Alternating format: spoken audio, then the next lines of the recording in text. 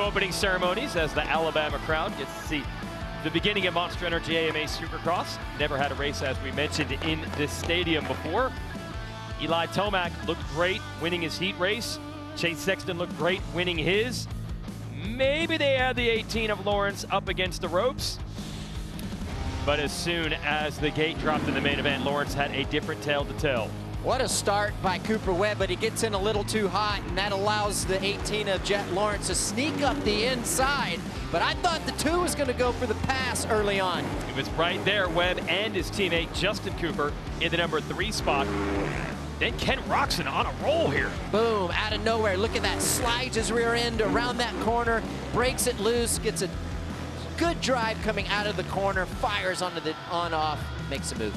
That's a pass on Sexton, and now an aggressive move around the outside to inside on Cooper.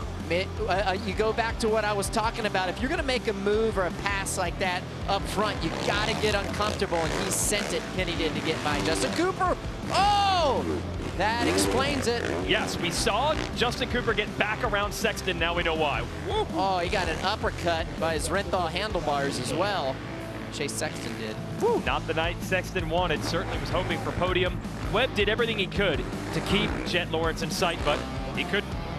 And Lawrence is going to make it 2 in a row. We knew it was important for these veterans to fire back after he won Daytona. Now he has 2 straight wins.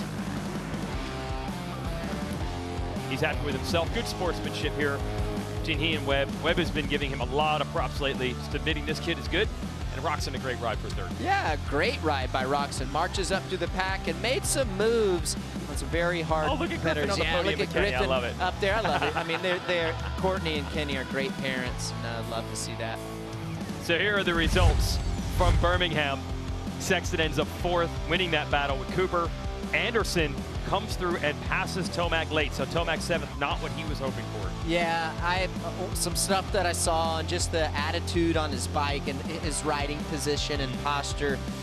I hate to see this at this stage of the game, and I want to keep believing, but I need to see something serious. Yeah, back-to-back runner-up rides for Tomac, but now the 7th. Here's the back half of the field. Cian Cirulo 12th, Colt Nichols, first race of the year for him. He puts his Beta in 13th ahead of his teammate Bloss. Harrison 15th, Gordon behind him. John Short and Ferrandis had their races, I believe, end early with crashes. Show you the 450 point standings brought to you by Monster Energy. It's now a 13-point gap.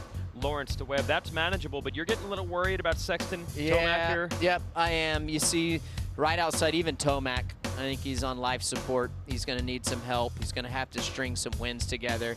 And based on what I saw here tonight, he's got a lot of work to do to even get to a stage where he's got to win. Now, anything is possible, but yep, anyone behind Chase Sexton is going to be tough, straight up. For more, let's send it down to Will Christian. Thank you, Jason. I have Justin Cooper with me now, and what a night for you, Justin. You were running up in the pack there for a long time.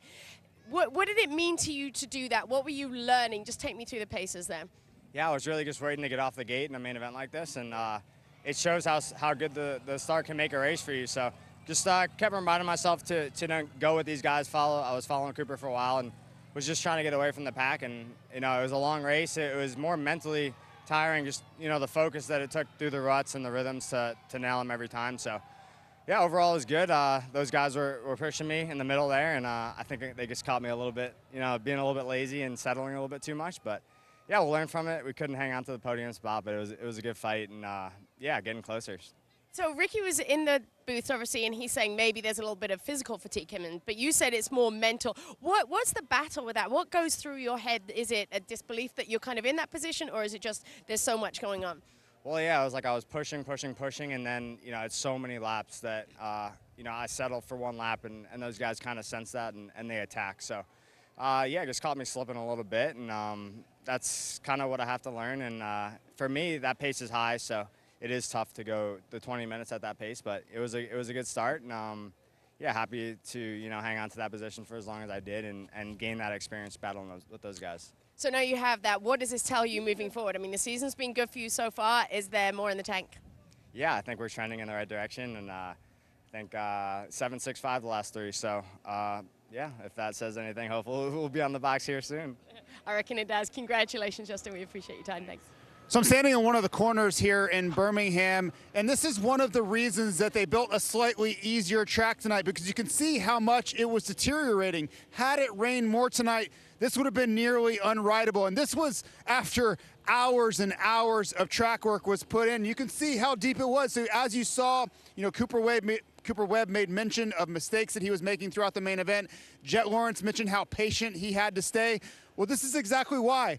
Imagine trying to double and triple out of ruts like this, let alone just get through them. So watching the best riders in the world kind of pick their way around a racetrack and make mistakes along the way, this is exactly why. So what are you looking for? First, I'll start 450 class. What do you think Okay. going to, where are we going next week? What could be on the line here? Okay, so what I look for is the number 18 of Jett Lawrence, and can he pull off the hat trick and get three wins in a row? That's number one. Then I'm going to look to see how Cooper Webb responds and how he runs and comes out and runs those first 5 to 7 laps. Can he get that intensity and run those sprint laps early? I can expect that that's what they're going to be working on this week at the Star facility in Cairo, Georgia. And then Eli Tomac, where is he at? I was a little bummed for him at some things that I saw at the end of the race, just little clippets, how he's coming out of the corner, the attitude and the style that he was having on his motorcycle, just like not in the attack position. So not sure if there's an underlying problem that we don't know about. But so those are the 3 things that I look for in the 450 next week. Ken Roxon has won 4 of the last 5 in that building, including There you last go. year and the sweep of the residency back in 2021. So we'll show you how to watch our race from Lucas Oil Stadium. Race Day Live kicks it off with qualifying coverage at 1:30 Eastern on Peacock and the Super Motocross Video Pass outside the United States. And we'll be racing at 7 p.m. Eastern again on Peacock and the SMX Video Pass.